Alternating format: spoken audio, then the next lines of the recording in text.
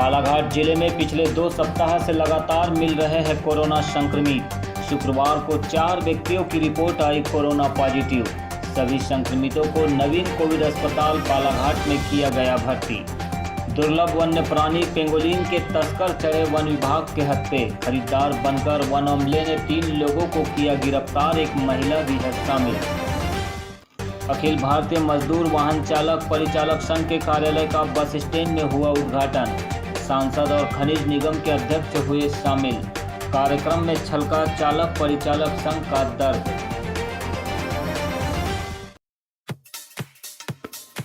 Balaghat news के प्रायोजक है Enigma automobiles, the new age of electric vehicle. मात्र 5 रुपए में 85 किलोमीटर चलने वाली भारत की सबसे स्कूली स्कूटर। फाइनेंस एवं एक्सचेंज की सुविधा उपलब्ध। No petrol, no licence, no pollution, no registration, comfortable and eco friendly scooter. संपर्क करें Sunil bike motors, Gondia road, FCI गोदाम के सामने, कोसनी, बालाघाट। Contact detail 9424969460 87700290001।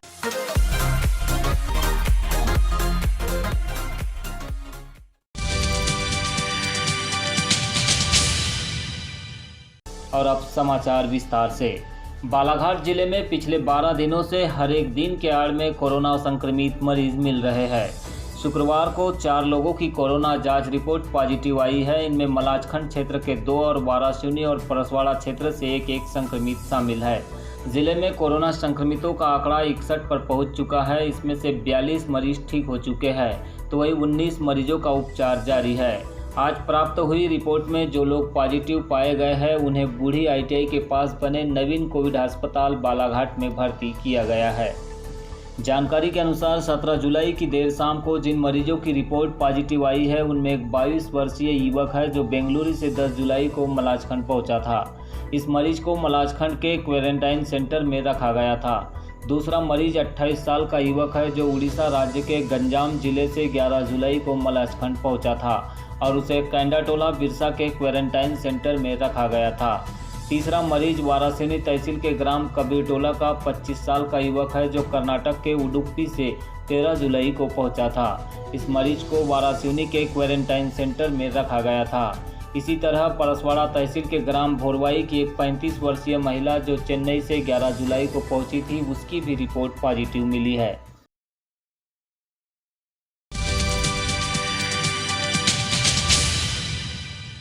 कलेक्टर एवं जिला दंडाधिकारी दीपक आर्य ने बालाघाट जिले में आगामी आदेश तक प्रत्येक रविवार को सुबह 5 बजे से रात्रि 12 बजे तक टोटल लॉकडाउन रखने के आदेश दिए हैं। लॉकडाउन की अवधि में कोई भी व्यक्ति अपने घर से बाहर नहीं निकल सकेगा। लेकिन बड़ा सवाल यह उठता है कि आखिरकार कलेक्टर साहब को कोरोना की इतनी ही चिंता है तो फिर राजनीतिक कार्यक्रमों पर पूर्णतः पाबंदी क्यों नहीं लगाते हैं। एक ओर जहां उनके बंगले के सामने ही आतिशबाजी और हजारों लोग एक मंत्री के स्वागत में जुट जाते हैं तो उन पर किसी भी तरह की कार्यवाही नहीं होती है, फिर आम जनता पर ही यह पाबंदियां क्यों लागू की जा रही है। कलेक्टर बालाघाट को बीते गुरुवार को भाजपा के नवनियुक्त राज्य मंत्री रामकिशोर कावरे के आगमन को लेकर आयोजित स्वागत समारोह में शामिल राजनीतिक दलों से जुड़े लोगों पर FIR दर्ज कराने के आदेश जारी करना चाहिए ताकि निष्पक्ष तौर पर कानून सभी के लिए एक जैसा कार्य करता है यह साबित हो सके। हम ना ही लॉकडाउन के विरोधी है और ना ही कलेक्टर के आदेशों की अवहेलना करने के लिए किसी को उकसा रहे हैं, बल्कि हमारा उद्देश्य है कि प्रशासन सभी के लिए एक जैसे नियम कायदे लागू करे, केवल आम जनता के लिए कानून अपना काम न करे। क्योंकि जिले में यह देखने मिल रहा है कि राजनीतिक दल अपनी मनमानी से कोरोना गाइडलाइन से ऊपर उठकर कार्यक्रम का आयोजन कर रहे हैं।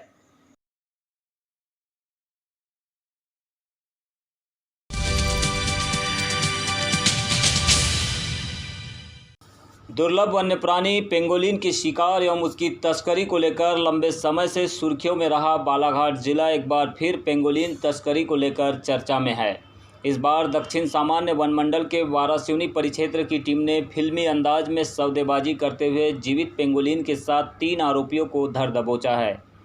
वन अमले ने इस कार्रवाई के लिए पहले खरीदार बनने की कहानी गढ़ी और फिर सौदेबाजी कर आरोपियों के गिरेबान तक पहुंचने में सफलता हासिल की। प्रतिबंधित वन्यजीव पेंगोलिन की तस्करी करते हुए 3 आरोपियों को वन अमले ने खरीदार बनकर गिरफ्तार किया है। वन विभाग को मुखबिर से सूचना मिली थी कि कुछ तस्कर दुर्लभ प्रजाति के पेंगोलिन की बिक्री के लिए खरीदार ढूंढ रहे हैं। इसी को लेकर वन विभाग की टीम ने सौदेबाजी का जाल बिछाकर पेंगोलिन तस्करों से वार्तालाप के बाद सौदा किया और बताए गए पते पर चंद रुपयों और कागज़ से भरा बैग लेकर कोचेवाही पहुंच गए, जहां वन विभाग की टीम ने सतर्कता और सावधानी बरतते हुए मुख्य आरोपी रजनेश नंदागौली को पेंगोलिन दिखाने के बाद रुपयों से भरा बैग पकड़ाया और आरोपी को हिरासत में लेकर 2 और अन्य आरोपियों को अपनी गिरफ्त में लिया, जिसमें एक महिला मीना नंदागौली लिंगमारा और अशोक बिसेन दिनेरा निवासी शामिल है। वन विभाग की टीम इस मामले में पकड़े गए आरोपियों से पूछताछ कर रही है। अधिकारियों का कहना है कि यह एक बड़ा गिरोह हो सकता है। वन्य प्राणी पेंगोलिन की तस्करी में पकड़े गए तीनों ही आरोपियों के खिलाफ वन्यजीव संरक्षण अधिनियम 1972 के तहत अपराध कायम किया गया है। बालाघाट जिले में पेंगोलिन तस्करी से जुड़ा इस प्रकार का मामला पहली बार सामने नहीं आया है। इसके पहले भी पेंगोलिन तस्करी के कई मामले सामने आ चुके हैं, जिसमें अंतर्राज्यीय स्तर पर कुछ लोगों को हिरासत में लेकर जेल भी भेजा गया है। बताया जा रहा है कि पेंगोलिन की खाल और शल्क का उपयोग चीन और वियतनाम जैसे देशों में बड़े पैमाने पर सेक्स वर्धक मेडिसिन बनाने में किया जाता है।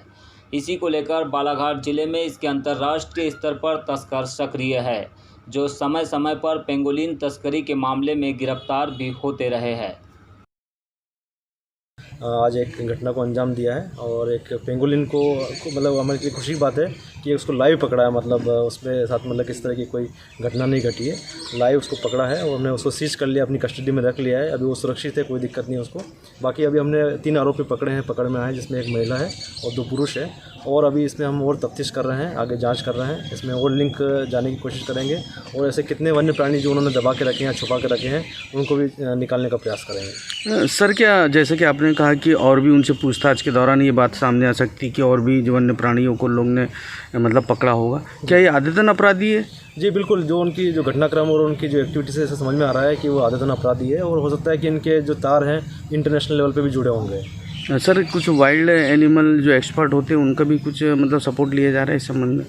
नहीं, इसमें तो हालांकि ये तो एक वन अपराध का मामला बनता है, तो इसमें वाइल्ड लाइफ एक्सपर्ट की तो आवश्यकता नहीं है, क्योंकि यहाँ सब जितने भी हैं सब अधिकारी कर्मचारी सब दक्ष हैं और कार्रवाई करने में सक्षम हैं।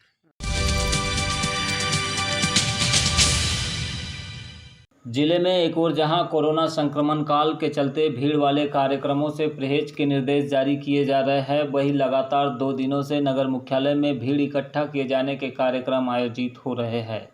एक दिन पूर्व जहां भाजपा सरकार में मंत्री बनाए जाने की खुशी में आयुष मंत्री के आगमन पर खूब भीड़ इकट्ठा की गई और आतिशबाजी के साथ स्वागत किया गया, तो वहीं दूसरे दिन भारतीय मजदूर संघ से संबंधित चालक परिचालक संघ के कार्यक्रम में भी लोगों की भीड़ जुटी। हालांकि यहां पर भीड़ कम थी और लोग अलग अलग कुर्सियों पर बैठे रहे, जिससे इस कार्यक्रम की गरिमा बनी रही। फिर भी प्रशासन को ऐसे कार्यक्रमों की अनुमति फिलहाल नहीं देनी चाहिए, क्योंकि इससे कोरोना संक्रमित एक व्यक्ति के माध्यम से कई लोगों के बीच इसका फैलाव हो सकता है। यह बात हम नहीं कर रहे हैं, बल्कि ऐसा मानना भी शासन प्रशासन के निर्देशों में ही शामिल है। खैर, जो भी हो, लेकिन आज चालक परिचालक संघ के कार्यक्रम में एक दर्द भी उभर कर सामने आया, जिसमें चालक परिचालक संघ के कर्मचारी जो बस मालिकों के यहाँ लंबे समय से नौकरी कर रहे थे, उन्हें कोरोना संकट में भी उनके मालिकों की ओर से कोई मदद नहीं मिली। जबकि यह जग जाहिर है कि इन्हीं गरीब चालक परिचालकों की वजह से ही आज बस मालिकों के पास 1-2 बसों के संचालन से 40 से 50 बसें संचालित करने की आर्थिक वृद्धि हुई है। ऐसे में चालक परिचालक संघ का दर्द छलकना भी जायज है। के नाते भी अगर आज हम लोग राह पे चलते हैं और कोई मजलूम हमें नजर आ जाता है, हम उसकी सहायता करने आगे आ जाते हैं, लेकिन इनमें क्या आज इंसानियत नाम की चीज नहीं रह गई है? ये कम से कम संगठन के पदाधिकारियों के साथ बैठ के आप कोई तो हल निकालो कि भाई ये 2000 रुपए महीना ले लो, 3000 रुपए महीना ले लो, चटनी रोटी खा लो, क्योंकि बुरा समय कट जाएगा। क्यों? क्योंकि हमने आपके साथ रह के, आपके कंधे पे बंदूक रख के हमने 60-70 गाड़ियां किया है। क्यों? क्योंकि एक मोटर ओनर 5-7 गाड़ियां एक साथ ले सकता है, लेकिन 5-7 गाड़ियां एक साथ ऑपरेट नहीं कर सकता, उसे ड्राइवर कंडक्टर ही ऑपरेट करते हैं। और साथियों, बड़ी विडंबना है कि आज जब हम लोग संगठित होने पर आए, तो मैं नाम नहीं लेना चाहूंगा, और वो सुन रहे होंगे तो सुन ले इस बात को, कि इन्होंने इस संघ को तोड़ने का भरकस प्रयास किया कि क्या कर लेंगे, क्या कर लेंगे, क्या नहीं कर। अरे भाई, हम कुछ नहीं करना चाह रहे हैं। जो आज हमारे सामने जो आज गंभीर समस्या उत्पन्न हुई है कि हमारे बच्चे भूखे मरने की नौबत पे आ गए हैं, हम उनके लिए आपसे सहायता ही तो मांग रहे हैं। आपकी लाखों रुपए की गाड़ियां, एक एक लग्जरी गाड़ियां 60-60, 70-70 लाख रुपए की आती है एसी कोच। अरे इसमें से 5 लाख तो अपने मजदूरों को बांट देते तो क्या आपके घर में कमी हो जाती? मैं यहाँ पर मंशा सिंह। आपको बता दें कि आज बस स्टैंड बालाघाट में चालक परिचालक संघ के कार्यालय का उद्घाटन किया गया, जिसमें बतौर अतिथि सांसद ढाल सिंह बिसेन और खनिज निगम के अध्यक्ष वारासिवनी विधायक प्रदीप जायसवाल भी शामिल हुए। प्रदीप जायसवाल ने इस मौके पर चालक परिचालकों की समस्याओं और उनके दर्द पर बेबाकी से अपने विचार रखते हुए उनकी मांगों का निराकरण करने कलेक्टर से चर्चा करने पर जोर दिया। यहां पर श्रम विभाग के अधिकारी पिछोड़े भी शामिल हुए थे। और आवाज़ में दम तभी होगा जब हम सब संगठित होंगे और सबकी आवाज़ एक होगी, तो हमारे जैसे नेता भी आपके तरफ देखने आएंगे, न था गाड़ी की आवाज़ बस्ती नहीं आगे निकल जाएगी। इसलिए हमारी पहचान व्यक्तिगत नहीं, हमारे संगठन की पहचान होनी चाहिए। संगठन की पहचान बनेगी तो आपकी व्यक्तिगत पहचान अपने आप बन जाएगी। इसलिए इस दिशा में हमको चलने की आवश्यकता है। और मुझे अच्छा लगा कि कोरोना के परेशानी हम सबको लगा कि हमारे संगठन बनना चाहिए और आप सबने संगठन बनाया। वाराणसी में मेरे पास सभी लोग आए थे संगठित होकर, उनकी आवाज़ को भी हमने पहचाना। और ये बात सही है कि लॉकडाउन की अवधि में सभी को अपने अपने परिवार, जैसे हम अपने परिवार का ध्यान रखते हैं, उसी तरह से अपने अपने कर्मचारियों का ध्यान सबको रखना था, लेकिन ऐसा हुआ नहीं। ये बहुत ही अमानवीय बात है, क्योंकि उस समय सरकार भी नहीं थी, लॉकडाउन भी आ गया। उस परिस्थिति का फायदा कुछ लोगों ने उठाया। मैंने वाराणसी में मेरे पास सभी लोग आए, मैंने एसडीएम को ज्ञापन दिलवाया, एसडीएम ने मीटिंग भी किया। हमने कलेक्टर को ज्ञापन दिलाया, कलेक्टर ने मीटिंग किया। अजय सर पिछोड़ी जी ने बताया कि उनको नोटिस भी गया है, लेकिन उसका कार्य अभी पालन नहीं हो पाया किसी कारण से। ये निश्चित रूप से मैं कहूँगा कि बहुत ही अमानवीय बात कहूँगा मैं। देखिए, हमारे जितने बस मालिक के बालाघाट के वाराणसी के सभी लोग हैं, 15-15 साल से काम कर रहे हैं, 20-20 साल से काम कर रहे हैं, 20 साल से लगातार पैसा कमा रहे हैं। 2 बस थे तो 4 बस हो गई, 4 थी तो 8 बस हो गई, 10 थी तो 15 हो गई, 50 बस हो गए, हम लगातार कमा रहे हैं। लेकिन विशेष परिस्थिति हमारे पास कुछ संकट आ गया कोरोना का 2 महीने 3 महीने का, उसमें हमारे लोगों ने अपने कर्मचारियों से, कंडक्टर ड्राइवर से आंख फेर ली गई। वही हमारी अधिकारी थी, लावर छोड़ दी उनको। ये कितनी हमारी बात है। लेकिन लोग घर में पूजा पाठ कैसे करते हैं, मेरे को ये समझ नहीं आता। मेरे को ऐसे पूजा पाठ किस काम की? अरे हमारे कर्मचारी भूखे मर रहे हैं, बच्चे, तुमको बच्चे भी दिख रहे हैं, कितनी तनख्वाह बेचारी तनख्वाह आई तो कंडक्टर ड्राइवर। मैंने खुले मंच पर मीडिया के सामने कहा है ऐसे बस मालिकों के बारे में। हमारे बड़े बड़े हमारे वकील कोर्ट में, उनके जो मंसूर काम करते हैं, वो भी चाहे सोचे मर रहे। कोर्ट करेगा बताइए, वो तुम नहीं करोगे तो क्या बाजू वाला करेगा? तुम्हारा 15 साल से काम कर रहे हो, 20 साल से काम कर रहे हो, बहुत 20-30 साल से काम कर रहे हो। लेकिन मुझे बड़ा आश्चर्य है कि उन्हें हाथ फेर ली, उनके परिवार से हाथ फेर ली। जब से उसको उस कर्मचारी को अपने परिवार की तरह समझ के उसकी चिंता करना था। अरे पूरे नहीं तो आधी तनख्वाह देना था। क्या बोलते हैं, हमारी बसें नहीं चल रही, तनख्वाह दे। अरे बस नहीं चल रही है ना, क्या 20 साल से बस नहीं चल रही है? हमारी 20 साल से पैसा लगातार कमा रहा। इसके तो बहुत घोर निंदा करता हूँ कि हमारा राज्य जितने बस मालिक होंगे, क्या मेरा भाई भी जो नाम, ये बहुत निंदनीय नाम है।